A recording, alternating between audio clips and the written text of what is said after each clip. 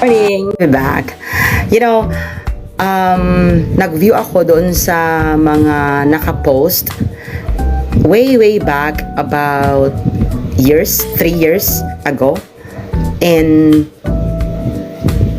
may mga nabasa akong comments. So we are going to answer some comments, one comment at a time, para ma-address natin yung mga issues. This is about SPIMS. Sa mga hindi po nakakaalam, ang SPIMS po ay programa ng gobyerno na ang ibig sabihin ay sa Pinas, ikaw ang mamser. Para po ito sa mga guro na katulad ko na nasa ibang bansa na gustong umuwi ng Pilipinas para makapagturo at ipapasok po kayo ng Department of Education through the Central DepEd nang sila ang maghahanap ng item at magke-create ng item para sa inyo para makapagturo full-time and permanent sa Department of Education sa mga schools kung saan kayo malapit o saan kayo nakatira. Ayan. So, hindi naman yung kayo ang pipili, pero sila yung magbibigay sa inyo ng options. Then, kung nag-iisa lang yung school na makakreatean ng item, that's it. Tapos, sa akin naman, sa case ko, I have told the story already. Nasa YouTube ko siya. And gusto ko siyang i-activate ulit dahil marami palang mga questions. And I'm going to answer one question today. Ayan. At ang sabi niya, hindi po ba...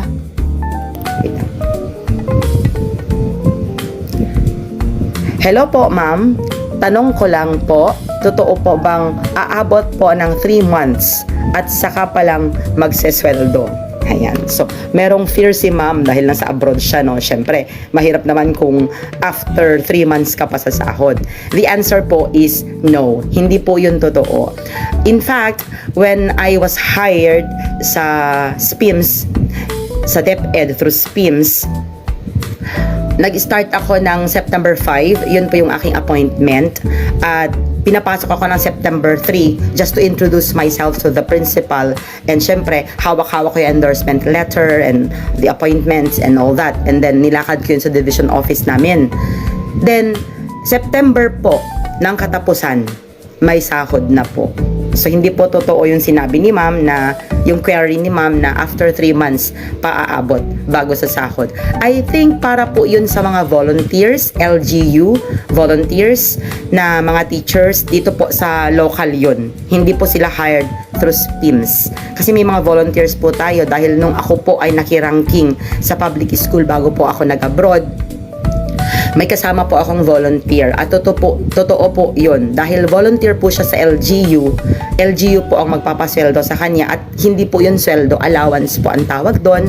After 3 months po talaga natetenga po sila ng sahod. And at that time, I just don't know kung hanggang ngayon ganun pa din, 5,000 lang po yung allowance. Pero po sa SPIMS, kompleto po yan.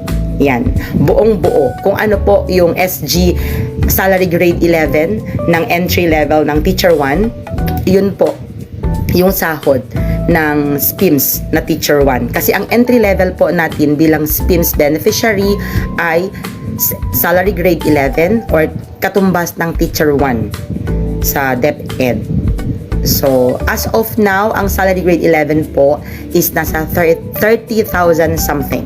Ayan. Siyempre, kasali na din dun, babawasan na ng mga normal na mga kaltas, mga tax, PhilHealth, pag-ibig, GSIS, contributions, mga ganun po. No? So, yun lang po muna for now. Yun ang tanong. Please follow for more. Sasagutin ko pa po yung mga ibang tanong sa mga next na videos ko. Have a nice day, everyone!